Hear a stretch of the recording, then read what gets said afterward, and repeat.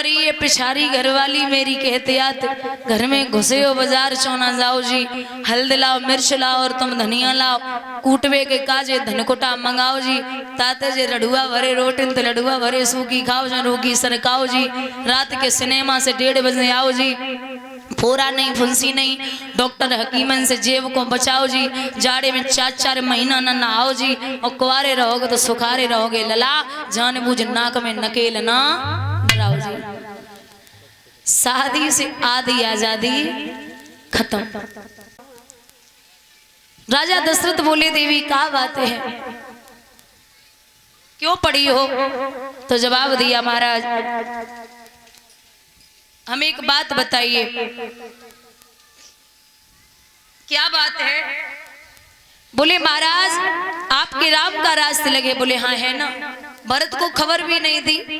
बोले तो क्या हुआ, राम भी मेरा बेटा है और भरत भी मेरा बेटा है, उसमें क्या बिगड़ रहा है, किसी का भी हो जाए, राज तिलक है। बोले नहीं महाराज, मेरे जो 2 वरदान है वो आप मुझे दे दो। बोले 2 नहीं 4 मांग लो, 4 नहीं 6 मांग लो, जितने वरदान चाहिए वो मांग लो। अब कहते ना कि घर में पत्नी बिगड़ जाए ना तो मनाना बड़ी मुश्किल की बात है। पता नहीं कौन सी क्या फरमाइश बोल दे, राजहट, बालहट या त्रियाहट। औरत का जंजाल बड़ा अजीब होता है। तो जानते हैं जिसके घर में पत्नियां हैं, वो कहते ना परी ये पिछारी घरवाली मेरी कहतियात, घर में घुसे हो बाजार चौना जाओ जी, हल्द लाओ मिर्च लाओ और तुम धनिया लाओ, कूटवे के काजे धनकुटा मंगाओ जी, ताते जे रड़ुआ भरे रोटिन ते लड़ुआ भरे सूखी खाओ जा रोगी सरकाओ जी, रात के सिनेमा से 1:30 बजे आओ जी, फोरा नहीं फुंसी नहीं, डॉक्टर हकीमन से जेब को बचाओ जी, जाड़े में 4-4 महीना न नहाओ जी, और कुंवारे रहोगे तो सुखारे रहोगे लला, जान बूझ नाक में नकेल ना भराओ जी। शादी से आधी आजादी खत्म। जो साथ में पत्नी है या पति है जो भी है, वो समझने वाला होना चाहिए।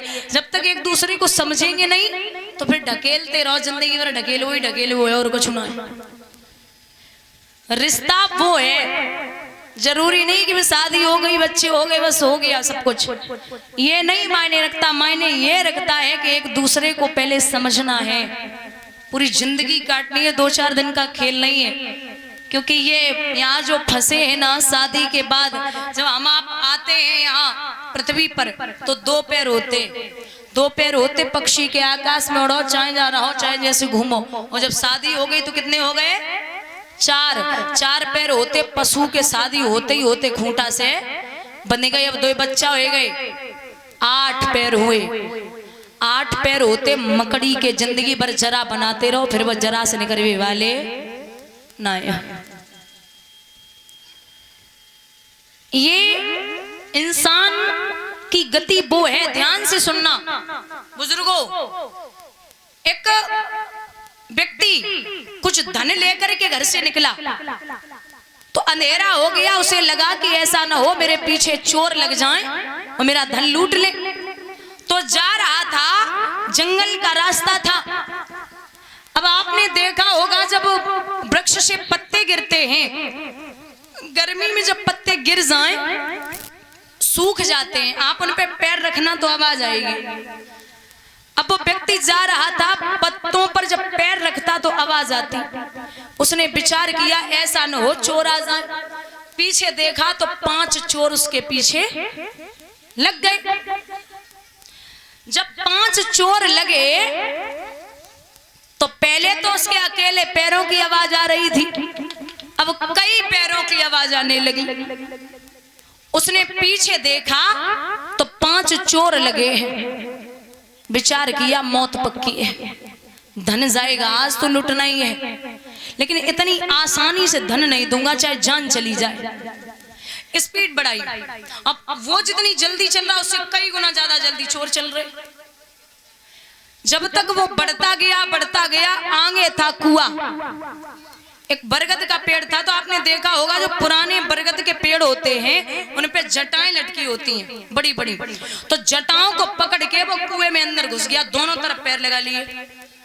अब वो चोर पीछे पीछे भाग के पहुंचे, बोले अभी तो यही था, इतनी जल्दी कहां गायब हो गया, अभी तो यही था, इतनी जल्दी कहां गया।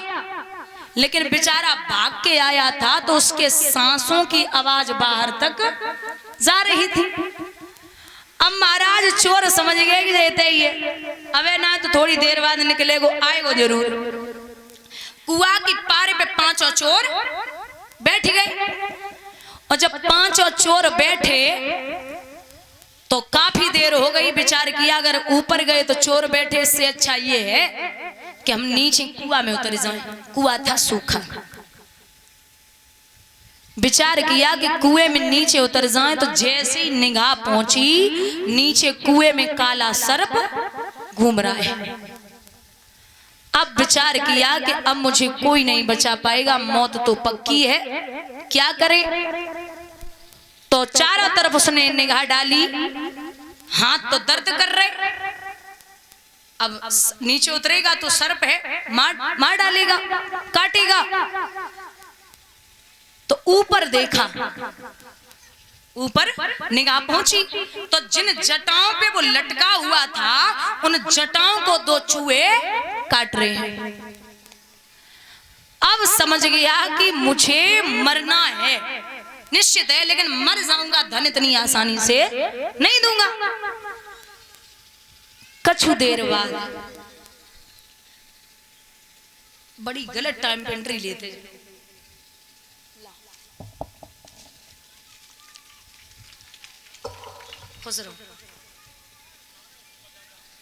भैया। अब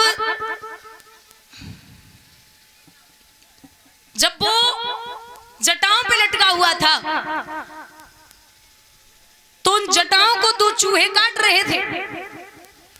धीरे से और ऊपर निगाह पहुंचे, उसका मुंह खुला था, भाग के आया था तो थक गया था, मुंह से सांस ले रहा था तो मुंह खुला था। अचानक ऊपर से एक बूंद गिरी जिब्बिया पे, सीधी जीभ पे, और जैसी जिब्बिया पे बूंद गिरी तो इतना मीठा स्वाद उसने जीवन में पहली बार लिया, इतना मीठा स्वाद।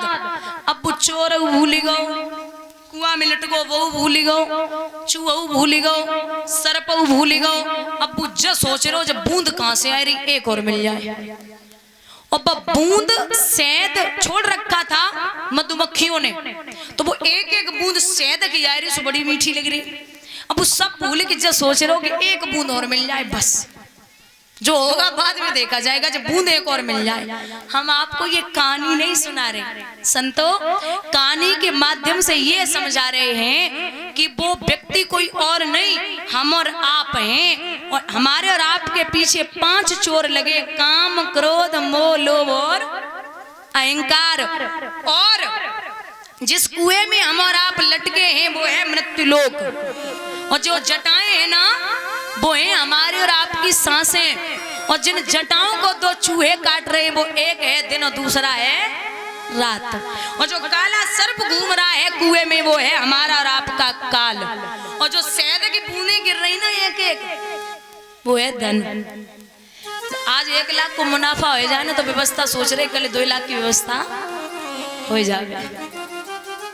तो ये जीवन है, कुछ भी कर लो, यहाँ तो बस घुसे पड़े हैं माया में। बोलिए गोविंद भगवान की। महाराज कहते हैं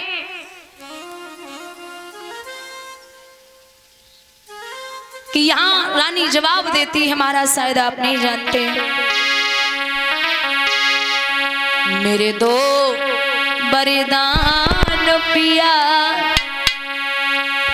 बहुत दिन पहले के, वरदान पिया बहुत दिन पहले के।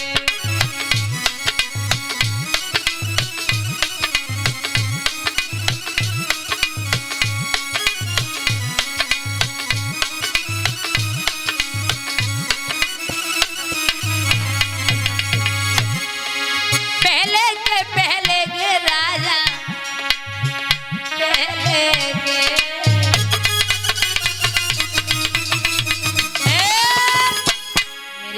वरदान किया ओ प्रियतम